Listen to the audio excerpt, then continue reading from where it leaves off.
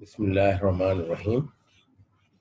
عزیز طلبہ، آج جو ہے ہمارا موضوع ہے انبیاء علیہم السلام کی دعوت. آپ سب کو پتہ ہے کہ مسلمان ہونے کے لیے جو پہلی بنیادی شرط ہے وہ ہے کلمہ طیبہ لا الہ الا اللہ محمد الرسول اللہ کا اقرار. یہ جو پہلا کلمہ ہے لا الہ الا اللہ محمد رسول اللہ، جب کوئی شخص اس کلمے کا اقرار کرتا ہے تو وہ دائرہ اسلام میں داخل ہوتا ہے. اس کلمے کا نام طیب ہے، اور آپ کو پتہ ہے کہ طیب کے معنی ہیں پاک.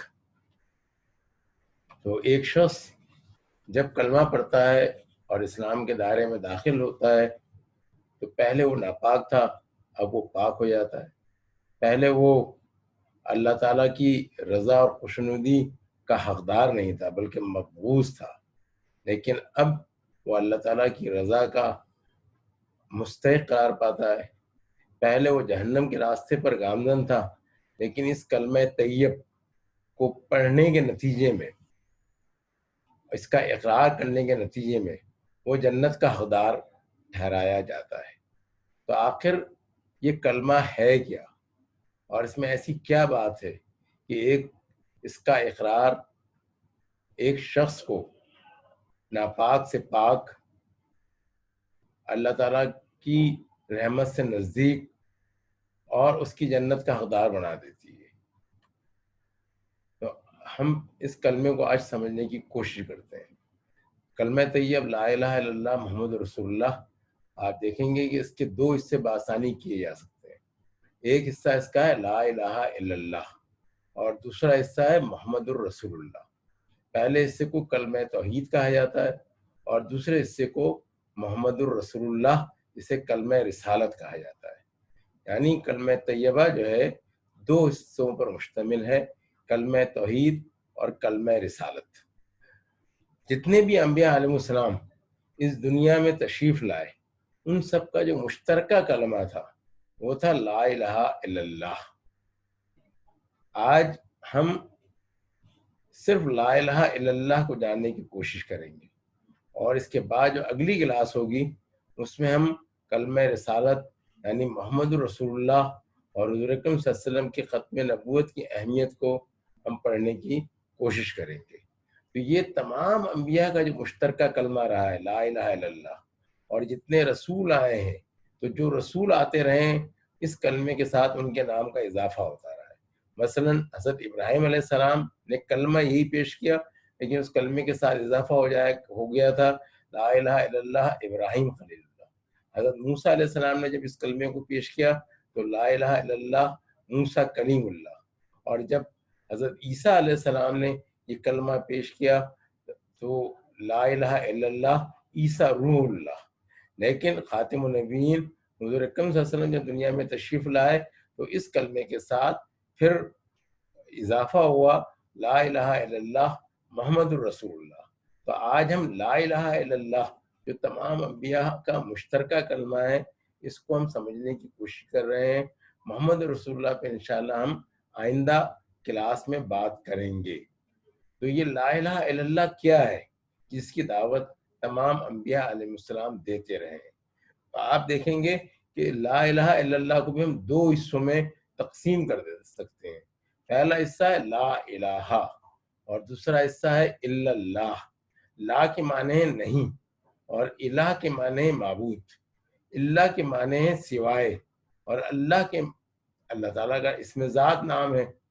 تو آپ دیکھیں جب ایک بندہ دائرہ اسلام میں آتا ہے، لا الہ الا اللہ کا اقرار کرتا ہے، تو سب سے پہلے وہ نفی کرتا ہے، انکار کرتا ہے. کس کی نفی کرتا ہے اور کس کی کا انکار کرتا ہے؟ وہ جھوٹے الہ کی نفی کرتا ہے. وہ یہ کہتا ہے لا الہ، نہیں ہے کوئی الہ، اس دنیا میں کوئی الہ نہیں ہے الا اللہ، ماں سوائے اللہ تعالیٰ کے. یعنی آپ دیکھیں گے کہ کلمے کی ترتیب کچھ اس طرح ہے کہ اس میں نفی کو اثبات پر مقدم رکھا گیا ہے. یعنی اس میں پہلے جھوٹے خداؤں کا انکار کیا گیا ہے اور پھر ایک اللہ تعالیٰ کا اقرار کیا گیا ہے. سوال یہ پیدا ہوتا ہے کہ الہ کسے کہتے ہیں، کہ جس کے بارے میں انسان سب سے پہلے تمام چھوٹے الہوں کا انکار کرتا ہے اور وہ کہتا ہے کہ الہ تو ایک ہی ہستی ہے اور وہ اللہ تعالیٰ کی ذات ہے۔ تو الہ کے جو معنی ہیں وہ ہے معبود۔ معبود کسے کہتے ہیں؟ معبود کہتے ہیں اس ہستی کو جس کی اطاعت و فرمانبرداری کی جائے، یہ معبود کے معنی ہیں۔ جب ہم کلمہ پڑھتے ہیں لا الہ الا اللہ، ہم کہتے ہیں کہ اللہ تعالیٰ کے سوا کوئی معبود نہیں، یعنی کوئی ایسی ہستی نہیں کہ جس کی اطاعت و فرمانبرداری کی جائے گی ماں سوائے اللہ تعالیٰ کے۔ کسی ہستی کو حق یہ نہیں پہنچتا کہ وہ اپنی اطاعت اور بندگی کروائے۔ معبود کے کچھ اور مفہومات بھی ہیں، تو ہم وہ مزید معنی بھی جاننے کی کوشش کرتے ہیں۔ الہ کے معبود کا ایک مطلب یہ بھی ہے کہ وہ ہستی جس کی عبادت کی جائے، جس کی پرستش کی جائے، جس کی پوجا کی جائے۔ نماز پڑھتے ہیں تو ہم کس کے لیے نماز پڑھتے ہیں؟ اللہ تعالیٰ کے لیے پڑھتے ہیں۔ روزہ رکھتے ہیں تو ہم کس کے لیے روزہ رکھتے ہیں؟ اللہ تعالیٰ کے لیے کرتے ہیں۔ حج کرتے ہیں تو ہم کس کے لیے کرتے ہیں؟ اللہ تعالیٰ کے لیے کرتے ہیں۔ ہم سجدہ کرتے ہیں تو کس کے سامنے کرتے ہیں؟ اللہ تعالیٰ کے سامنے کرتے ہیں۔ ہم سر جھکاتے ہیں تو کس کے سامنے سر جھکاتے ہیں؟ اللہ تعالیٰ کی۔ تسبیح اور حمد بیان کرتے ہیں تو ہم کس کی بیان کرتے ہیں؟ اللہ تعالیٰ کی بیان کرتے ہیں۔ اللہ تعالیٰ کے سوا کوئی اور دنیا میں کوئی وجود ایسا نہیں ہے کہ جس کی عبادت، جس کی پرستش کی جا سکے۔ تو ایک معنی الہ کے یہ ہے کہ الہ اس ہستی کو کہا جاتا ہے کہ جس کی عبادت و پرستش کی جائے۔ جب ہم کہتے ہیں لا الہ الا اللہ، تو اس کا مطلب ہے کہ اللہ تعالیٰ کے سوا کوئی اور ہستی دنیا میں نہیں ہے کہ جس کی عبادت اور پرستش کی جائے گی۔ پھر دوسرا مطلب کیا ہے؟ دوسرا مطلب ہے کہ وہ ہستی جس سے ڈرا جائے، کیونکہ اللہ تعالیٰ زمین اور آسمان کا مالک ہے۔ اللہ تعالیٰ نے اس کائنات کو پیدا کیا ہے، اللہ تعالیٰ نے اس کائنات کو کسی مقصد کے تحت پیدا کیا ہے، اللہ تعالیٰ اس تمام کائنات کا نظام چلا رہا ہے، اللہ تعالیٰ نے انسان کو بھی کسی مقصد کے تحت پیدا کیا ہے، اور اللہ تعالیٰ نے واضح طور پہ بتا دیا ہے کہ وہی اس کو جو ہے نا جب واپس جب انسان اس دنیا سے جائے گا تو حساب کتاب لے گا، اور زندگی اور موت دینے والا اور صحت اور شفا دینے والا، اور اللہ تعالیٰ کا ناراض ہو جائے تو عذاب نازل کرنے والی ہستی کون ہے؟ اللہ تعالیٰ کی ہستی ہے۔ تو اللہ تعالیٰ چونکہ سب سے بڑا ہے، اللہ اکبر، پوری کائنات کا اقتدار اسے حاصل ہے، تو ڈرنے کا حق کس سے ہے؟ صرف اللہ تعالیٰ سے۔ اللہ کے مقابلے میں کوئی اور ہستی ایسی نہیں ہے جو اللہ تعالیٰ جیسی طاقت رکھتی ہو، قوت رکھتی ہو، اختیار رکھتی ہو۔ تو اس لیے یہ بالکل انسان کو زیب ہی نہیں دیتا کہ جو اس کائنات کا مالک فرما روا ہو اس کے مقابلے میں وہ کسی اور سے ڈرے۔ تو لا الہ الا اللہ کا مطلب کیا ہوا کہ اللہ تعالیٰ کی سوا کوئی ایسی ہستی نہیں جس سے ڈرا جائے گا، صرف اللہ تعالیٰ سے انسان ڈرے گا۔ اور ڈرنے کا مطلب یہ ہے کہ اللہ تعالیٰ نے جن کاموں کو کرنے کا حکم دیا ہے اس سے وہ کرے گا، یعنی ان کاموں کی، اور جن چیزوں سے اللہ تعالیٰ ناراض ہوتا ہے اللہ کے خوف سے وہ ان چیزوں سے گریز کرے گا۔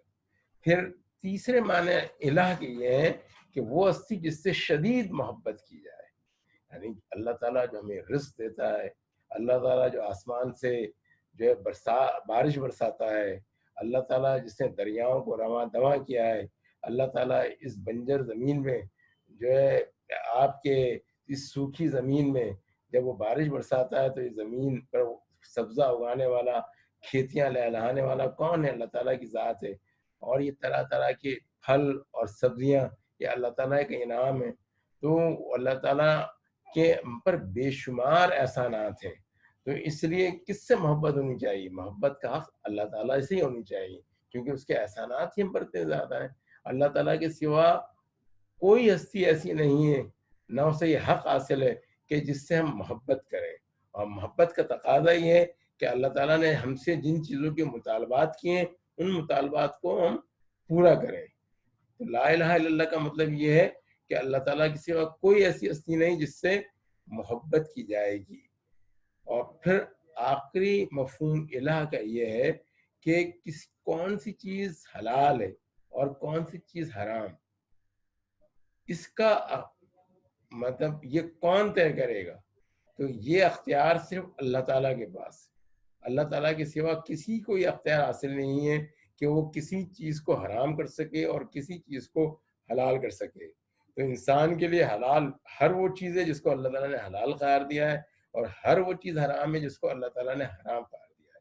اگر اللہ تعالیٰ نے سود کو حرام قرار دیا ہے تو دنیا کے کتنے ہی بڑے معیشت دان کیوں نہ ہو، نام نہاد تعلیم یافتہ کیوں نہ ہو، اگر وہ سود کو حلال کرنے کی کوشش کریں گے تو وہ اللہ اس کے رسول سے جنگ کریں گے. اور اگر انسان ان کی بات مانے گا تو اس کا مطلب یہ ہے کہ اس نے ان کو الہ بنا لیا، جھوٹا خدا. اس لیے کہ خدا کہتے ہی اس کو ہیں، الہ کہتے ہی اس کو ہیں، معبود کہتے ہی اس کو ہیں جس کی اطاعت و فرمانبرداری کی جائے. اور جب ایک شخص اس بات کا اقرار کرتا ہے لا الہ الا اللہ، کہ اللہ کے سوا کوئی معبود نہیں، تو وہ اس بات کا اعلان کرتا ہے کہ اللہ تعالیٰ کے سوا کسی کو حق یہ حاصل نہیں ہے کہ جس چیز کو اللہ تعالیٰ نے حلال کیا ہو اس کو وہ حرام کر دے، اور جس چیز کو اللہ تعالیٰ نے حرام کہا ہو اسے وہ حلال کر دے. اب سوال یہ پیدا ہوتا ہے کہ اللہ تعالیٰ ہی کو الہ اور معبود کیوں نہ مانا جائے، کیوں مانا جائے؟ کیونکہ دنیا میں تو بے شمار لوگ ہیں. بعض لوگ تو ایسے ہیں جو اللہ تعالیٰ کو مانتے ہی نہیں، اور بعض لوگ تو ایسے ہیں کہ جو اللہ تعالیٰ کی خدائی میں کسی اور کو شریک ٹھہراتے ہیں. کسی نے سورج کو اپنا معبود بنایا ہوا ہے، کسی نے چاند کو اپنا معبود بنایا ہوا ہے، کوئی ستاروں کی پوجا کر رہا ہے، کوئی پتھروں سے بنائے ہوئے بتوں کی اور لکڑی سے بنائے ہوئے اور اپنے ہاتھوں سے بنائے ہوئے بتوں کی پوجا کر رہا ہے، کچھ انسانوں کی پوجا کر رہا ہے. تو اللہ تعالیٰ ہی کو کیوں معبود مانا جائے، کیوں الہ مانا جائے، اور اس کے علاوہ کسی کو کیوں حق حاصل نہیں ہے؟ تو اس کا جواب یہ ہے کہ اللہ تعالیٰ جس کو ہم واحد الہ مانتے ہیں وہ اس لیے مانتے ہیں کہ اللہ ہمارا رب ہے. قرآن مجید میں اللہ تعالیٰ نے اپنے دو صفاتی نام بہت کثرت کے ساتھ بیان کیے ہیں، ان میں سے ایک الہ ہے اور ایک رب ہے. تو رب کسے کہتے ہیں؟ آپ دیکھیں رب اتنا قرآن مجید میں استعمال ہوا ہے کہ جب ہم قرآن مجید کی پہلی سورت پڑھتے ہیں سورہ فاتحہ، اور سورہ فاتحہ جس سے خلاصہ قرآن کہا گیا ہے، اور سورہ فاتحہ وہ سورت ہے کہ جسے ہم ہر نماز میں ہر رکعت میں پڑھتے ہیں، اس کی پہلی آیت اس میں اللہ تعالیٰ کا جو صفاتی نام استعمال ہو رہا ہے وہ کیا ہے؟ رب. الحمدللہ رب العالمین، تعریف اللہ کے لیے جو تمام جہانوں کا رب ہے. تو رب کسے کہتے ہیں؟ رب کے تین معنی ہیں. رب کہتے ہیں اس ہستی کو جسے جو مالک اور آقا ہو، تو جو اس دنیا کو پیدا کرنے والا ہے، جو اس دنیا اور کائنات کا نظام چلا رہا ہے، تو وہ اور جو وہی اس کائنات کی مالک اور آقا ہے. باقی تمام جو مخلوق ہے وہ اللہ تعالیٰ کی غلام ہے، وہ اللہ تعالیٰ کی اطاعت و بندگی میں لگی ہوئی ہے. اللہ تعالیٰ نے نہ صرف انسان کو پیدا کیا بلکہ شجر اور حیوان پیدا کیے، چاند سورج ستارے بنائے، سب اللہ تعالیٰ کی اطاعت و فرمانبرداری کر رہے ہیں اس لیے کہ اس کے غلام ہیں. اللہ تعالیٰ مالک اور آقا ہے. رب کہتے ہیں مالک اور آقا کو. اور رب اس ہستی کو کہتے ہیں کہ جو خبرگیری کرنے والی ہو، جو پرورش کرنے والی ہو. انسان جب پیدا ہوتا ہے تو وہ اپنے ہاتھ اور اپنے سر پر سے مکھی تک ہلانے کے قابل نہیں ہوتا، لیکن اللہ تعالیٰ اس کی پرورش کرتا ہے، اس کی خبرگیری کرتا ہے، اس کو نشو و نما دیتا ہے، یہاں تک کہ وہ ایک کلیل جوان میں تبدیل ہو جاتا ہے. تو رب کسے کہتے ہیں کہ جو پرورش بھی کرتی ہو، جو رزق بھی فراہم کرتی ہو، جو خبرگیری بھی کرتی ہو. تو ایک مفہوم یہ ہے. اور رب کے تیسرا مفہوم کیا ہے؟ رب اس ہستی کو کہتے ہیں کہ جو حاکم ہو، جس کا حکم چلتا ہو، جو فرما روا ہو. تو اللہ تعالیٰ کیا ہے؟ تمام کائنات کا مالک ہے، بادشاہ ہے. اللہ لا الہ الا هو الحی القیوم لا تأخذہ سنۃ ولا نوم لہ ما فی السماوات وما فی الارض من ذا الذی یشفع عنده الا باذنہ یعلم ما بین ایدیہم وما خلفہم ولا یحیطون بشیء من علمہ الا بما شاء وسع کرسی السماوات والارض. یعنی اللہ وہ زندہ جاوید ہستی ہے جسے نہ تو نیند آتی ہے نہ ہی اونگ، اور جس کی مرضی کے بغیر، جس کی اجازت کے بغیر کوئی شفاعت نہیں کر سکتا، اور اس کے علم میں ہر چیز موجود ہے. اس کے احاطۂ علم میں کسی اور جو اس کا علم ہے اس میں سے کسی اور کو اتنا ہی علم ملتا ہے جتنا اللہ دینا چاہتا ہے. اور زمین اور آسمان کی نگہبانی اسے تھکاتی نہیں ہے، اور یہ کہ زمین اور آسمان کا اس کا اقتدار قائم ہے۔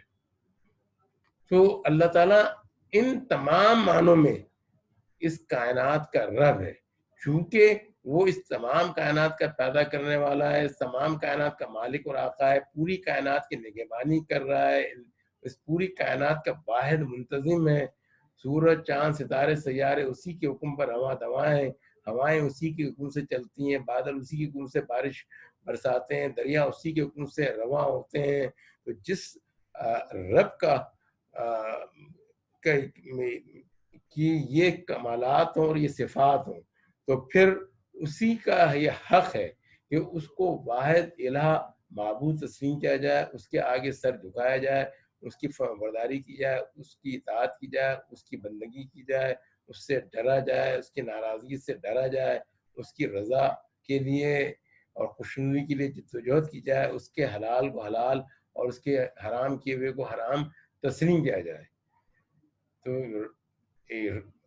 رب یعنی رب وہ ہستی ہے، یعنی اس بات کو ماننا کہ اس دنیا میں کوئی ہستی ایسی نہیں کہ جس کی عبادت کی جائے گی، پوجا پرستش کی جائے گی، اطاعت و فرمانبرداری کی جائے گی، جس سے مدد اور دعا طلب کی جائے گی، کس کے سوائے اللہ رب العالمین کے۔ تو اب جب ہم یہ تسلیم کرتے ہیں کہ اللہ تعالیٰ ہمارا رب ہے اور اللہ تعالیٰ ہمارا الہ ہے، تو اس کے نتیجے میں خدا اور بندے کے درمیان جو تعلق قائم ہوتا ہے وہ یہ کہ اللہ تعالیٰ ہمارا خالق ہے اور ہم اس کی مخلوق، اللہ تعالیٰ ہمارا معبود ہے اور ہم اس کے عبد، اللہ تعالیٰ ہمارا آقا ہے اور ہم اس کے غلام، اللہ تعالیٰ ہمارا حاکم ہے اور ہم اس کے محکوم۔ تو یہی جو انسان کی زندگی کا مقصد ہے، اللہ تعالیٰ نے قرآن مجید میں بیان کیا ہے۔ انسان کی پیدائش کا مقصد وَمَا خَلَقْتُ الْجِنَّ وَالْإِنسَ إِلَّا لِيَعْبُدُونَ، کہ ہم نے جنوں اور انسانوں کو پیدا کیا ماں سوائے اس کے کہ وہ ہماری بندگی کریں، عبادت کریں، اطاعت و فرمانبرداری کریں۔ اس کا مطلب یہ ہے کہ انسان دنیا میں آزاد و خود مختار نہیں ہے، بلکہ وہ اللہ تعالیٰ کا عبد ہے، اللہ تعالیٰ کا وہ بندہ ہے، اللہ تعالیٰ کا وہ غلام ہے، اور بحیثیت بندہ عبد غلام ہونے کے نتیجے میں اسے اپنے آقا، اپنے مالک، اپنے خالق اور اپنے حاکم کی اطاعت و فرمانبرداری کرنی ہے۔ اب یہ جو ہم کلمہ پڑھ کر ایمان لے کر آتے ہیں، تو ایمان کو پرکھنے کی کسوٹی کیا ہے؟ تو قرآن مجید میں جہاں ایمان لانے کا ذکر کیا گیا ہے، وہیں پر کہا گیا ہے نیک اعمال کرو۔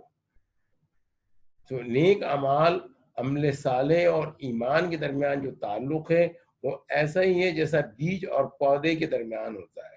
اگر بیج صحت مند ہے، طاقتور ہے، توانا ہے، تو اس بیج میں سے جو پودا پھوٹتا ہے اس کی جڑیں زمین میں گہرائی تک پیوست ہوتی ہیں، اور اس میں سے جو درخت پودا نکلتا ہے، جو کوپل نکلتی ہے، وہ ایک تناور درخت بنتی ہے جس کی بلندی آسمان کو چھو رہی ہوتی ہے اور جس کی شاخیں آسمان پر چھائی بھی ہوتی ہیں، اور جس پہ پھل لگتے ہیں اور جس پہ پرندے آ کے بسیرا کرتے ہیں۔ تو قرآن مجید میں اللہ تعالیٰ نے کلمہ طیبہ کی مثال درخت شجر طیب سے دی ہے۔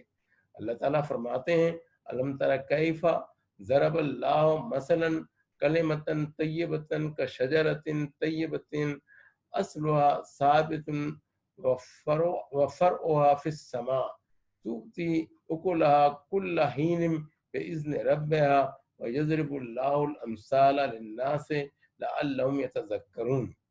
کیا تم دیکھتے نہیں کہ اللہ نے کلمہ طیبہ کو کس چیز سے مثال دی ہے؟ اس کی مثال ایسی ہے جیسے ایک اچھی ذات کا درخت جس کی جڑ زمین میں گہری جمی ہوئی ہے اور شاخیں آسمان تک پہنچی ہوئی ہیں، اور ہر آن وہ اپنے رب کے حکم سے پھل دے رہا ہے۔ یہ مثالیں اللہ اس لیے دیتا ہے کہ لوگ ان سے سبق لیں۔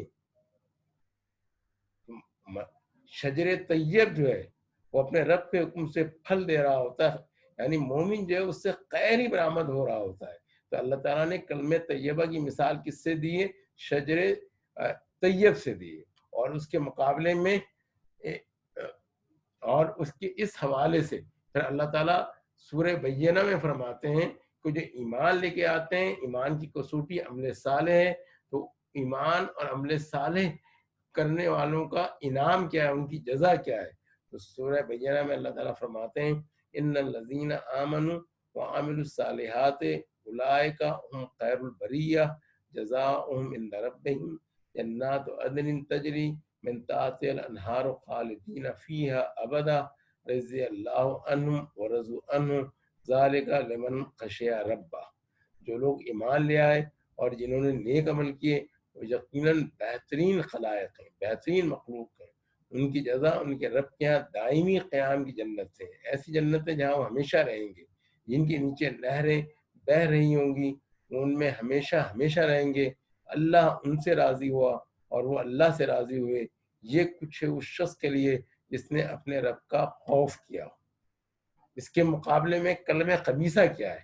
کلمہ خبیثہ جس چیز کو کہتے ہیں وہ یہ کہ خدا کو نہ ماننا. خدا کو نہ ماننے کا مطلب یہ ہے کہ اس کو اصطلاحاً کہا جاتا ہے الحاد. اور جو خدا کو نہیں مانتا وہ بڑا ہی بدبخت انسان ہوتا ہے، اسے کہا جاتا ہے ملحد. اور کلمہ خبیثہ کیا ہے؟ خدا کی خدائی میں کسی کو شریک ٹھہرانا. خدا کی خدائی میں اگر کسی کو ہم شریک ٹھہراتے ہیں تو اسے شرک کہا جاتا ہے.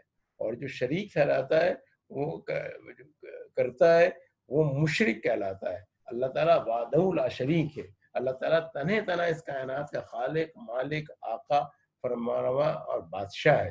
تو اس کی خدائی میں شریک ٹھہرانے والا مشرک کہلائے گا.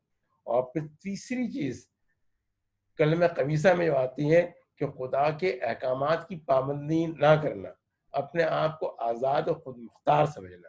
اس کو آج کے دور میں لبرلزم کہا جاتا ہے. اور جو لوگ خدا کے احکامات اور اس کے رسول صلی اللہ علیہ وسلم کی لائی ہوئی شریعت سے اپنے آپ کو بری الذمہ سمجھتے ہیں، اپنے آپ کو آزاد اور خود مختار سمجھتے ہیں اور اپنے دل کی اور اپنے نفس کی مرضی پر چلتے ہیں، وہ لوگ لبرل کہلاتے ہیں. یہ سب کلمہ خبیثہ کی قسمیں ہیں. اور پھر چوتھا مطلب کیا ہے کلمہ خبیثہ کا؟ کہ خدا سے محبت کرنے کے بجائے دنیا اور اس کی لذتوں کو ترجیح دینا. یعنی ایک طرف خدا کی محبت ہو اور دوسری طرف دنیا کسی بھی شکل میں ہو، چاہے وہ مال و دولت کی شکل میں ہو، اسباب کی شکل میں ہو، اولاد اور خاندان کی شکل میں ہو، قوم اور برادری کی شکل میں ہو، منصب کی شکل میں ہو. اگر وہ خدا سے زیادہ عزیز ہو گئے تو اس کا مطلب یہ ہے کہ اللہ تعالیٰ کی محبت سے ان کی محبت بڑھ گئی ہے اور یہ کلمہ خبیثہ ہی کا ایک حصہ ہے. اور پھر یہ کہ خدا سے ڈرنے کے بجائے کسی اور سے ڈرنا. یعنی اللہ تعالیٰ چونکہ اس کائنات کا مالک اور آقا ہے، تنہا حاکم ہے اور سارے اختیارات اسی کے ہاتھ میں ہیں. سورج نکلتا ہے اسی کے حکم سے نکلتا ہے، رات دن کو اپنی سیاہی میں لپیٹ لیتی ہے تو اسی کے حکم سے لپیٹتی ہے، دریا رواں ہوتے ہیں اسی کے حکم سے رواں ہوتے ہیں، سیلاب آتے ہیں اسی کے حکم سے آتے ہیں، زلزلے آتے ہیں اسی کے حکم سے آتے ہیں. تو اس کے مقابلے میں دنیا میں کسی اور کو طاقتور سمجھنا، اس کی پیدا کی بھی مخلوق سے ڈرنا اور خالق سے نہ ڈرنا، یہ کلمہ خبیثہ ہے. اور پھر آخری بات کہ خدا کے بجائے کسی اور کے آگے دست ضرورت پھیلانا. کیونکہ تمام خزانوں کا مالک اللہ تعالیٰ ہے. زندگی کون دیتا ہے؟ اللہ تعالیٰ. موت کون دیتا ہے؟ اللہ تعالیٰ. شفا کون دیتا ہے؟ صحت کون دیتا ہے؟ اللہ تعالیٰ. رزق کون دیتا ہے؟ اللہ تعالیٰ. بارش کون برساتا ہے؟ اللہ تعالیٰ. کھیتیاں کون اگاتا ہے؟ اللہ تعالیٰ. اب انسان جو تمام خزانوں کا مالک ہے اس سے مانگنے کی بجائے، اس کے آگے دست ضرورت پھیلانے کی بجائے اس کی مخلوق سے امید باندھے، اس کی مخلوق کے آگے ہاتھ پھیلائے، تو یہ بھی کلمہ خبیثہ ہے. تو کلمہ خبیثہ کی مثال قرآن مجید میں کیا دی گئی ہے؟ کلمہ خبیثہ کی مثال قرآن مجید میں دی گئی ہے جھاڑ جھنکاڑ کی طرح، کہ جن کی جڑیں نہ تو زمین کے اندر گہری ہوتی ہیں اور ذرا سا ہوا کا جھونکا آ جائے، ہوا کا تو جھکڑ آ جائے تو وہ ان کو اکھاڑ پھینکتا ہے. ہوا کا جھکڑ یا سیلاب کا ایک ریلا یا جانور اور مویشی اس کو جو ہے نا خراب کر دیتے ہیں، ختم کر دیتے ہیں. تو اللہ تعالیٰ قرآن مجید کی سورہ ابراہیم میں فرماتے ہیں ومثل کلمۃ خبیثۃ کشجرۃ خبیثۃ خبیثۃ تست من فوق الارض ما لها من قرار یثبت اللہ الذین آمنوا بالقول الثابت فی الحیاۃ الدنیا وفی الآخرۃ ویذل اللہ الظالمین ویفعل اللہ ما یشاء۔ اور کلمہ خبیثہ کی مثال ایک بزاد درخت کی سی ہے جو زمین کی سطح سے اکھاڑ پھینکا جاتا ہے، اس کے لیے کوئی استحکام نہیں۔ ایمان لانے والوں کو اللہ ایک قول ثابت کی بنیاد پر دنیا اور آخرت دونوں میں ثبات ادا کرتا ہے، اور ظالموں کو اللہ بھٹکا دیتا ہے۔ اللہ کو اختیار ہے جو چاہے کرے، یعنی اللہ تعالیٰ کلمہ خبیثہ کی مثال اس بزاد درخت سے، اس جھاڑ جھنکار سے کر رہے ہیں کہ جو زمین کی سطح سے اکھاڑ پھینکے جاتے ہیں، اور شجر طیب، کلمہ طیبہ کی مثال شجر طیب سے دی گئی تھی جو طوفان میں بھی کھڑے رہتے ہیں اور جن کی جڑیں زمین کے اندر پیوست اور مستحکم ہیں۔ تو اللہ تعالیٰ ایمان والوں کو کے بارے میں کہہ رہے ہیں کہ ایمان والوں کو اللہ ایک قول ثابت کی بنیاد پر، قول ثابت کیا ہے؟ لا الہ الا اللہ کی بنیاد پر دنیا اور آخرت، دنیا میں بھی اور آخرت میں بھی ثبات عطا فرماتا ہے۔ اور ظالم کون لوگ ہیں؟ جو حق کو نہیں پہچانتے، جو خیر کی قدر نہیں کرتے، جو اپنے رب سے منہ موڑتے ہیں یا اس کا انکار کرتے ہیں۔ تو چونکہ وہ خود خیر سے منہ موڑتے ہیں، کیونکہ وہ خود آنکھیں بند کر لیتے ہیں حق سے، تو پھر اللہ تعالیٰ ان کو بھٹکا دیتا ہے۔ اللہ کو اختیار ہے جو چاہے کرے۔ اب جو لوگ کلمہ طیبہ کا اقرار کرتے ہیں تو کلمہ طیبہ کے دنیا میں نتائج کیا مرتب ہوتے ہیں؟ دنیا میں امن قائم ہوتا ہے۔ جو معاشرہ کلمہ طیبہ پر کھڑا ہوگا تو اس دنیا میں امن قائم ہوگا، انصاف کا بول بالا ہوگا، نیکی و سچائی کا چلن عام ہوگا، لوگ صلہ رحمی کا مظاہرہ کریں گے اور ایک دوسرے کے ساتھ حسن سلوک سے پیش آئیں گے، لوگ پرسکون اور مطمئن زندگی گزاریں گے۔ اس کے مقابلے میں جو لوگ کلمہ خبیثہ کو اختیار کرتے ہیں، لا الہ الا اللہ کا اقرار نہیں کرتے، خدا کو نہیں مانتے، یا خدا کی خدائی میں کسی اور کو شریک ٹھہراتے ہیں، یا نفس پرستی میں مبتلا ہوتے ہیں، اس کے احکامات کی پابندی نہیں کرتے، اس کی شریعت کی پیروی نہیں کرتے، اور اس کے مقابلے میں اپنے آپ کو آزاد و خود مختار سمجھتے ہیں، تو اگر ایک ایسا معاشرہ قائم ہو جائے تو پھر کیا ہوگا کہ دنیا میں فتنہ اور فساد برپا ہوگا، ظلم اور ناانصافی کا دور دورہ ہوگا، ہر طرف مکر و فریب اور جھوٹ کا چلن عام ہوگا، لوگ خود غرض اور موقع پرست ہوں گے اور قطع رحمی کا مظاہرہ کریں گے، تعلقات کی بنیاد صرف ذاتی مفاد ہوگا، وبائیں، طرح طرح کی وبائیں پھوٹیں گی، بیماریاں پھیلیں گی اور خودکشیاں عام ہوں گی، جیسے آج کل کورونا کی وبا نے پوری دنیا کو لپیٹ میں لیا ہوا ہے، اس لیے کہ پوری انسانیت نے اللہ تعالیٰ سے منہ موڑا ہوا ہے اور لوگ بے چینی کی زندگی گزاریں گے۔ تو صرف دنیا کا اصولی انسان کو مطمئن زندگی سے ہمکنار نہیں کرتا۔ جس جگہ لوگوں کے پاس بہت زیادہ دولت ہے اور جہاں جس کو آج کل آئیڈیلائز کیا جا رہا ہے یعنی مغرب کی دنیا، تو وہاں پہ لوگ سب سے زیادہ نیند کی گولیاں بھی کھاتے ہیں اور سب سے زیادہ ڈپریشن کا شکار بھی ہیں اور سب سے زیادہ خودکشیاں وہاں پر ہوتی ہیں، کیونکہ انہیں اللہ تعالیٰ سے منہ موڑا ہوا ہے۔ اب اگلا سوال یہ پیدا ہوتا ہے کہ کلمہ طیبہ پر ایمان لانا کیوں ضروری ہے؟ اللہ تعالیٰ پر ایمان لانا اس لیے ضروری ہے کہ تاکہ اللہ تعالیٰ کی خوشنودی حاصل ہو اور آخرت میں ہم اس کی جنت کے حقدار بن سکیں اور جہنم کی آگ سے بچ جائیں۔ آخرت میں کامیابی کیسے حاصل ہوتی ہے؟